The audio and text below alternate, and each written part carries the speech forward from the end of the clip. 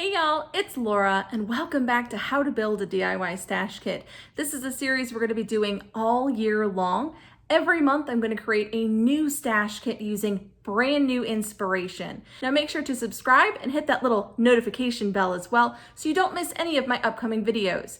We're going to be building a kit today with a brand new inspiration, and then I'll be using it at least once a week for a video showing you how I'm going to use it. You don't have to use the same exact items as me, the same color scheme as me. Use whatever you like, but I'm hoping this will help you dig deep into your stash and not be distracted by all the new and pretty things. So let's go see what this month's inspiration is. So for this month's stash kit, I've decided to use a mixed media palette as my inspiration for the kit. I chose this one, which is called Pastel Dreams by Prima. And I really like that it has a good mix of colors, but it also has some neutrals as well. And it's a nice bright palette, which I was really excited for because July is in the summertime. And I thought a nice bright palette would be good for a summer month. So this is going to be my inspiration. Now, if you're new, this is the recipe that I use to put my kits together. If you go back and watch the very first episode of my DIY stash kits, I show you where everything is in my room and how I grab bits and pieces from different places and put it together. But this is the general idea of what I put in it if you want to screenshot that and save that for later. So to get started with this one, I'm gonna leave this little lovely color swatch here, just so you can kind of see where I'm getting these colors from for my papers. So first up, I wanted to grab a paper that really encapsulated a lot of the colors. And this one from Keeping It Real, Pink Fresh Studio, A Little Chaos is what it's called. This one did really well. It brought in a lot of the blues, the purples, pinks, a little bit of the yellow, and some of the tealy greens very, very well. It didn't have the neutrals, but I can bring that in other places. Now, per usual, I have put together a kit that has two sides to it, and I'll show you how that works. First of all, I generally start with a softer side and then a little bit more formal side. This time, I'm actually going to do a more masculine and feminine side. So this side I consider a little bit more feminine, so go ahead and start with that. So I have this paper, add to it this one from Kaiser Craft, Paisley Days collection. It's called Soul. You can see a little bit of this color here, and it is this one right there. So bringing that one in for a nice soft touch. And I wanted to bring in a bit more of this purple. So I grabbed this one from Unforgettable by Coco Vanilla, which is called Forget Me Not. So again, we're bringing in more of the kind of feminine tone on this side. And then I thought I needed a nice mixed media background. So I brought this one in from Prima Watercolor Floral Peaceful Bliss. And I really, really like this one. It's very soft, a little bit vintage with the writing. Really liked that. And then I have a cut apart from Studio Tecturic. Blanket Stories is what the collection is called. And this one brings in a lot more of the brights. So you can see a lot more of these brighter colors here and the orange. Bringing that in as well. And then we have this beautiful stripe from My Mind's Eye. No, it's not My Mind's Eye. Jen Hadfield, Hey Hello. I think My Mind's Eye has a similar one. So we've got another one bringing in more of that purple, more of the reds and the orange and the teals. And then I'm going to go a little bit more masculine. So I'm going to bring in this one from Bella Boulevard, Oh My Stars, very geometric pattern. It still has that beautiful purple, which I love. It has a lot of the colors from the palette, but it does have a very geometric design, which tends to be a bit more masculine in my opinion. And then I have this one from Obed Marshall's Buenos Dias, and it has these kind of fan style designs, but it has a lot of the right colors from this collection. It just feels a little bit more masculine to me. I grabbed a wood veneer style or wood grain style from Coco Vanilla Boys Rule Fun and Games, and look how much that changes the color palette. It was all soft and lovely here. Now we're getting a little bit more masculine on this side. Bringing in a neutral Here's Pink Fresh Studio Simple and Sweet, Sweet Life. It's got a nice grid that's very, very neutral. This would be a great background, as would some of these over here. And I wanted one that I could fussy cut, so I decided to go a little outside the lines here with an Alexandra Ranke paper that says item 10.235. I don't think she names her papers. It's just one-sided, and I'm gonna fussy cut out these little paint daubers for some layouts. But this very graphic look to me is a little bit more masculine. And so went ahead and added that in. It's got a lot of the same color tones though, so I think it really works.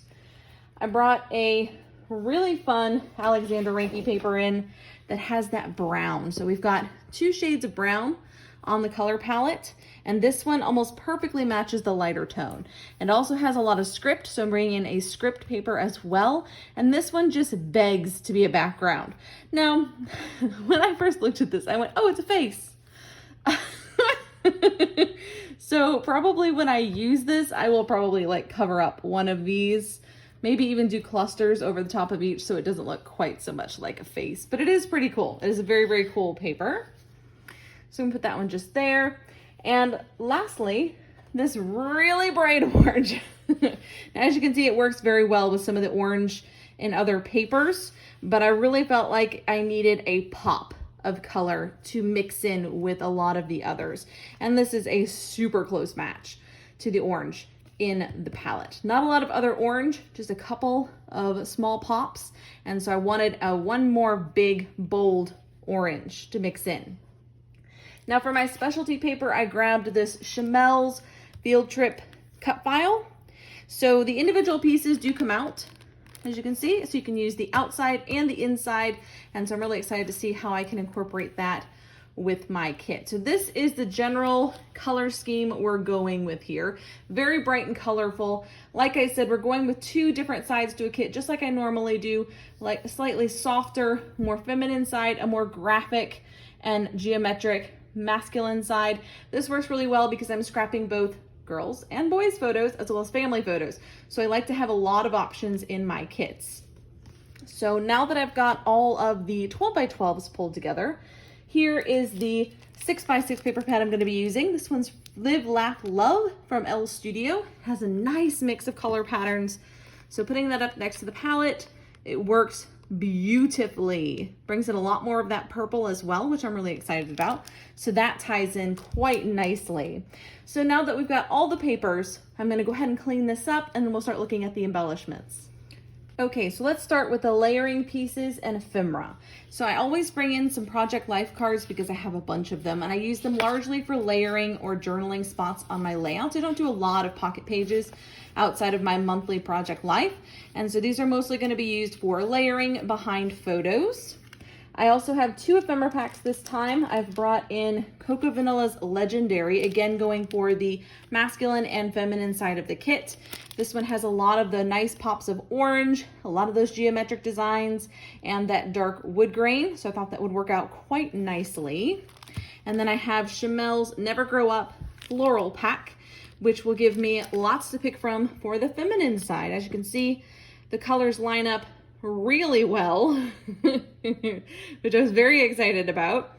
And so these 2 will work quite nicely for some ephemera pieces. Now for my textures, which is 3D items, trim, washi, things like that, I'm going to bring in some Chamel puffy stickers. Now this is from one of her earlier lines. It doesn't say the name on here, but it is from one of her earlier lines. I think it was a baby collection. But I thought the colors were perfect, and they're just fun little icons I think we can use easily. I have this partial packet of Elle Studio Noteworthy puffy stickers. Thought we could finish those up as well. Bringing in some word phrase stickers via this Hip Kit Dream Big word phrase set. As you can see, blends in quite nicely with our color palette. And for the last, no, not quite the last, but a little bit more 3D-ness, we've got these Simple Stories Stay Cheese 2 wood veneer. So I'm going to try to get those used up, get a couple of titles in there as well. I grabbed a few of the epoxy flare out of my stash. So these are from Scrap and Happy Studio. It's really the only place I get epoxy flare. And I really thought these colors mixed in quite nicely. Should be easy to use. And for trim, I'm bringing in 3 sets of washi tape. This rainbow one is from the Stamp Market. These other 2, I'm not sure. They don't have anything written on them, so they're probably like Joann's or something like that. So got ourselves some washi. And then the next section is stickers. And I like to bring in 2 sticker sheets and a sticker book. So I have the Amy Tangerine sticker book. I don't know which one. It's the one with the pineapple. They never label them, which is the bane of my existence, but what are you gonna do? But there's a lot of things in here that I think could work. A lot of bright colors, a lot of summery themes that I think could work. Not everything will fit, but it will help. These are some labels. I believe they're from a Jen Hadfield pack.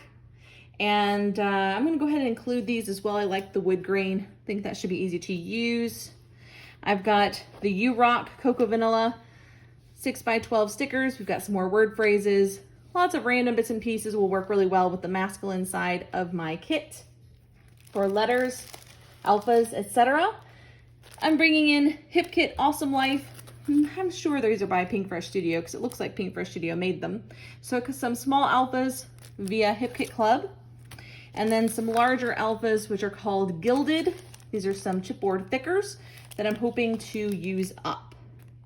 Let's just pop you friends over there and this guy here. To finish it off, I always have some sort of a tool, whether it's mixed media items, stamp, something like that. And this month, via special request, I am bringing in some Kiwi Lane templates.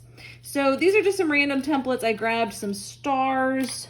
I have some of these like gear type ones, and then one of the long border pieces. I thought this would make for an interesting stitching guide, and so we're going to incorporate these into our layouts this month as well. So I hope you've enjoyed this month's kit. I'm excited to dive in. It's a nice mix of colors and just texture, and oh, it's so much fun. So I can't wait to dive in. We'll be doing at least 1 video a week, but I plan to get 10 to 15 layouts from this kit, and I will of course share at the end of the month everything that I've made from it. If you have any questions, put them in the comments below, and until next time, bye.